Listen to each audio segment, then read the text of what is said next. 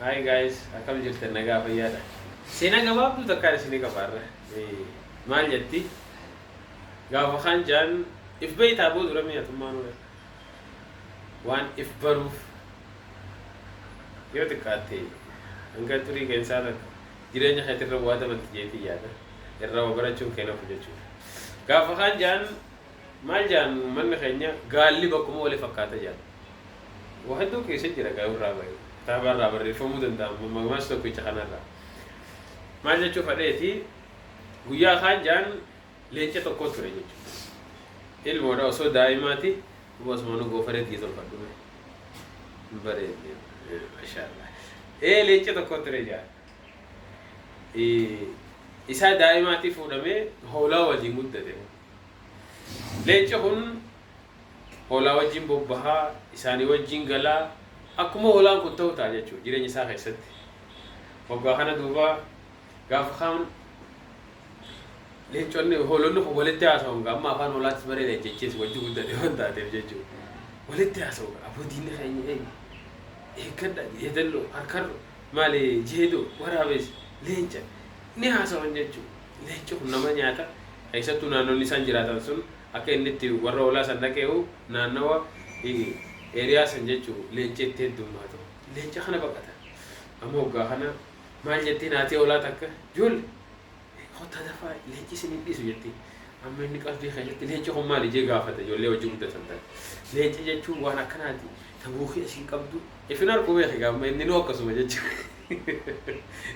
Atis hin beekti jechuu asumaan beekamu. Tana bira honamu. Haaya waan buukii isin qabata akka tatakittiin si jechuudha. Gaalaas waan gurguddaa bineensa guddaa fedhe mootiinis harka qabeenyaa tajaajila nama sodaate maqalbii keessatti ifumaafu. Duuba kami maal jaan hawwaa haati ilmaanii kana innis dhagee akkasuma jee fudhata mataa isaa keessatti. Maal jeef yaada amma leenca kun anis hoolaa jeef yaada bakka jirutti jechuudha. Amma waggaa kana boo'eetuma bubbeetuma walii hoolotuma wajji gala coqorsa dheedee jechuudha isatti maganii. Coqorsa dheedee akka hoolaatti bobbahee wajji gala.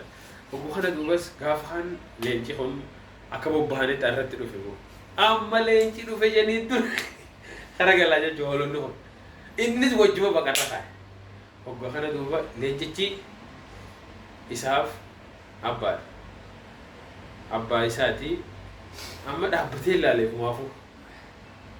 Illee hool maali leenca hoolota wajji leenca baqatu kana jechuudha. If barsiisuun qabaa kajuu mataa isaa haisa fide. Hoolotatti dhiisee nama jala fiiga dhufa. Qaccaamu godhe mahiisa. Amma maal taate mucaa jeeqa. Maal bantana nyaatiin maal rabbii amma waata seene gaa. Abbaan beekuun jechuudha. Maaliif iftaa an hoolaa iftaa.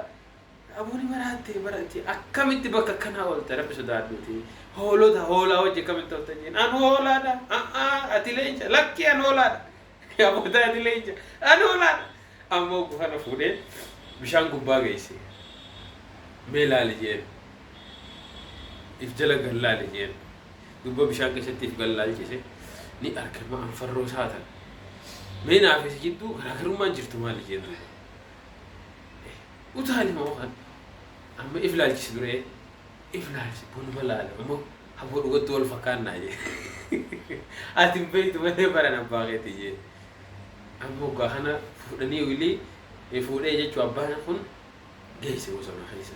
Utaali jeen akkana utaalchisee garsiisa. Asiin qabii garsiisa. Duuba ati nama akkanaati jireenya kee keessa sodaatamaa jiraata.